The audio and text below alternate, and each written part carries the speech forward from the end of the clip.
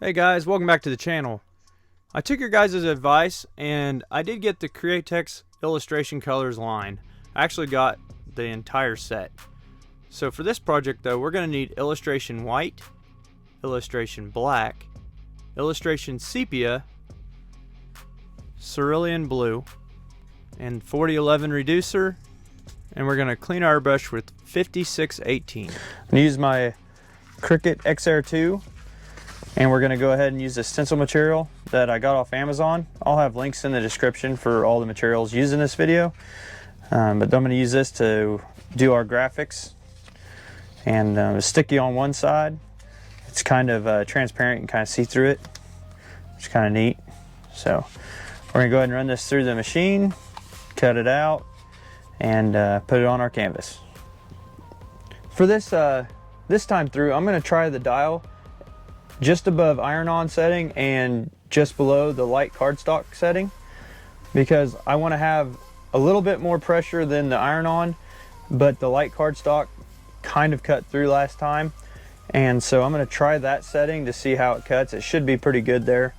I've done it on light cardstock in the past and it worked great. Depending on what machine you're using and how sharp your blade is, you may have to adjust that. Do a test cut beforehand. Don't waste a huge project trying to figure this out. So because I've done a test cut, I know that it should work great in between the iron-on setting and the light cardstock setting for this particular project. So let's go ahead and get cutting. Click the C button to start the cut.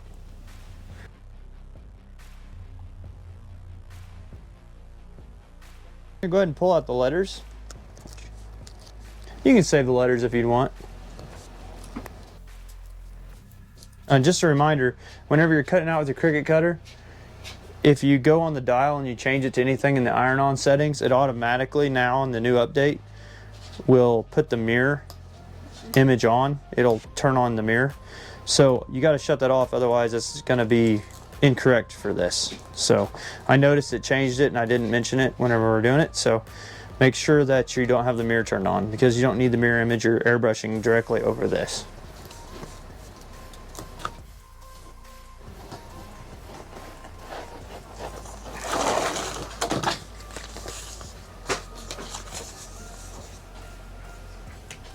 And when doing vinyls, we usually do some kind of a transfer tape to transfer the image on.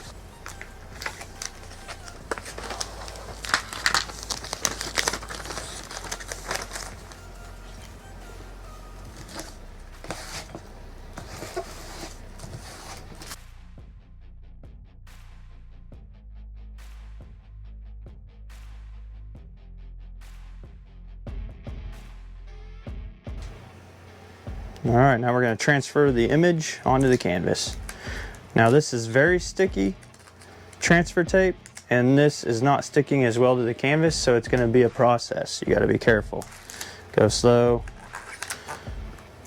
I could have dulled this stuff down a little bit, maybe it would help, but since the letters are big, I figured I probably could manage.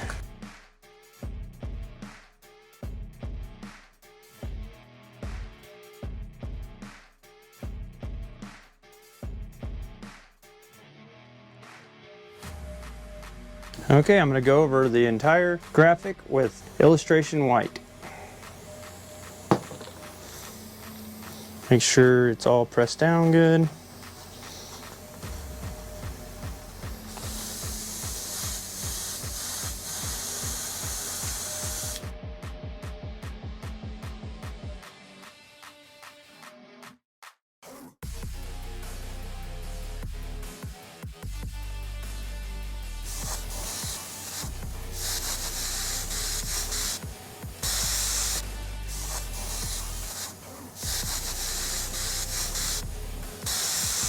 Now we're going to go ahead and mix up the blue color in chrome. So I'm going to start with illustration white.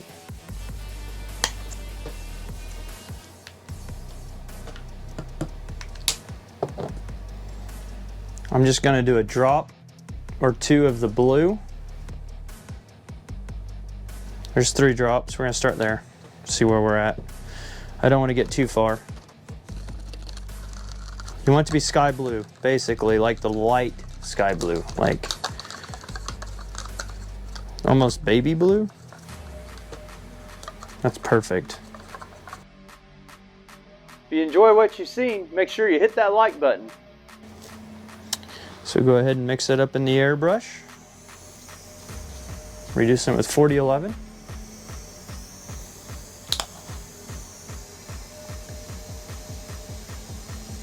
All right, the sky is always towards the top of chrome, if you look, because it's reflecting back the surrounding area. So on this chrome, we're just gonna go light blue from about 3/4 of the way down, we'll have light blue.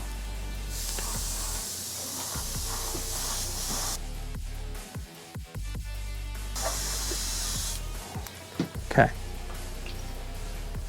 Notice I leave the very bottom white because it doesn't matter. We're gonna go back over that with darker colors, so there's no point in wasting our paint. You know what? Let's just go straight this blue here. Reduce it down with the 4011.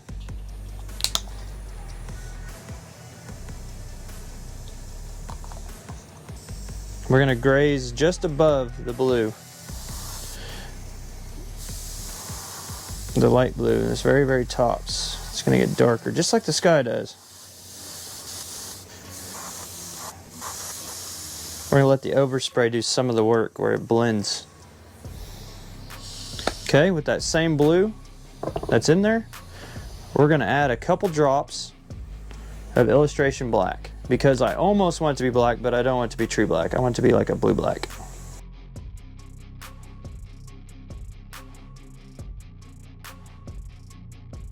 I'm gonna lightly hit the very, very top. I'm gonna get kind of close for this because I don't want.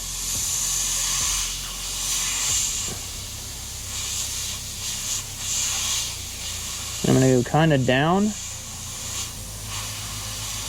a little bit on just this corner.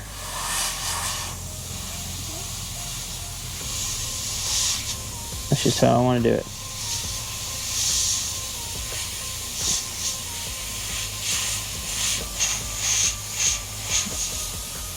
A little bit goes a long way, so don't get carried away with this step. Okay. Now my next step for the chrome, we're going to use the sepia color. Sepia is a very nice brown, really dark brown. It's got a red color to it a little bit. Reduce it with 4011. All right, now we're just going to go right down through about, quarter of the way up. We're going to go with this brown. Run a line as straight as you can get it, about that far up. All right, let's just haze it.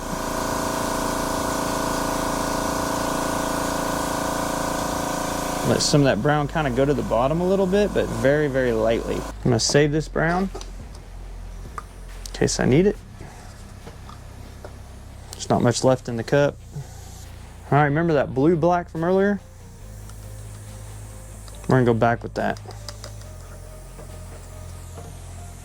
It pretty much looks black, but all right. Now we're gonna go ahead and I'm gonna outline. Now this, I want to try to get it sharp.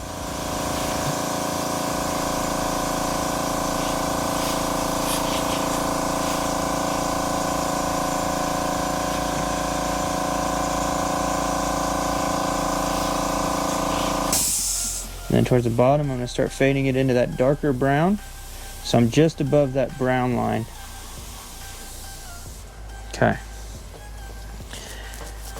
And now you can take and slightly kind of nudge some of these corners here. I'm going to try to, anywhere where it kind of got a curve or something, I'm just going to catch some of that darkness there, like it's ever so often. I don't want to do a lot of it, just a little bit here and there. Because what it's doing is it's reflecting a bunch of like grass, trees, things in the background. It's not going to be perfect. There's going to be some texturing to the reflection. But chrome usually has like those earth tones. Another thing is that it's going to reflect actual organic things like grass and trees, right? So what you could do is if you have like stencils of tiny trees or like grass, like that would be kind of realistic, what would kind of reflect. Let's try these trees. Those are negatives. So I'm gonna do like, you don't want to do a bunch obviously, so I'm just gonna do like a tiny bit of one here. There we go. And then let's say there's one a little taller right next to it.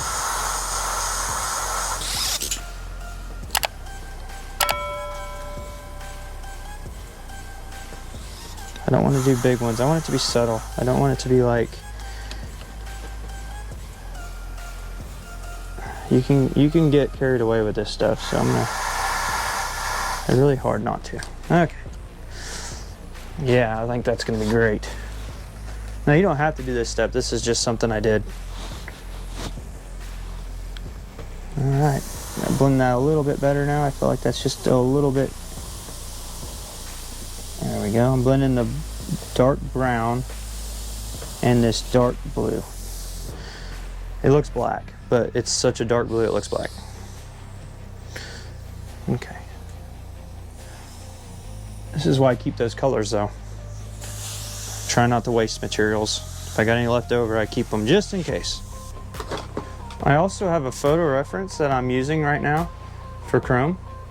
This helps me stay on task, make sure I don't get my colors wrong. I use this mainly for colors, like to get my colors correct. Because I'm kind of making it up. It's not exactly like that photo. This is kind of my take on chrome. I've done chrome before many times in the past, and it's looked pretty good doing it this technique. I'm going back with that white. Now I'm going to reduce this a little bit less. I want this to be, I want to make sure this will do the details, the highlights. So I want to make sure this isn't quite watered down where it's not iridescent. We want this to really be opaque. I'm almost running this straight out of the bottle. Okay.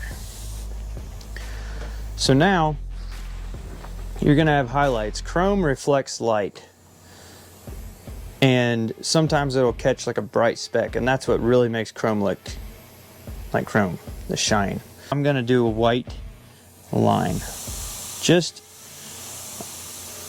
about a quarter of the way down from the top. I want it bright, just really straight, sharp line. I want this to be very opaque, like I said.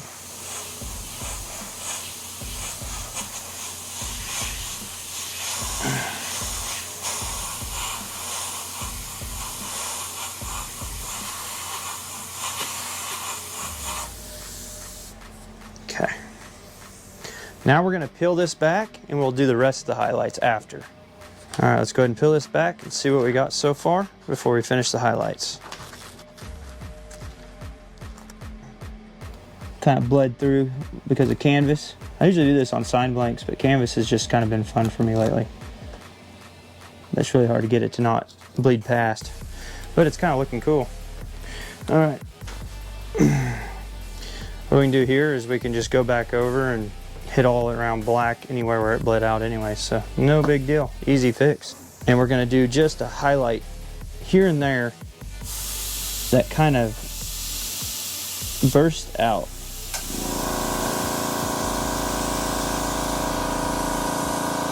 Because chrome reflects light, you just get close, pull back, and let it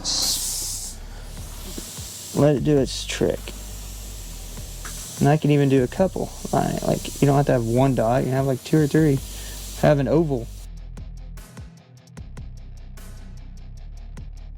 Now, I'm gonna go back in with a paintbrush. I'm just gonna paint around all these letters black, just so that way it'll look cleaned up because of the blowouts. If you did this on metal, it would not do that, and it would just have this look. But notice basically you have a reflection of a horizon. That's what makes chrome look like chrome. So use those colors, use this technique, be artistic with it, and you can make your own chrome. It's a really cool look. If you want to make like chrome badges on a car or something, you could airbrush it and it'll be underneath the clear, It'll last forever. It'll be awesome.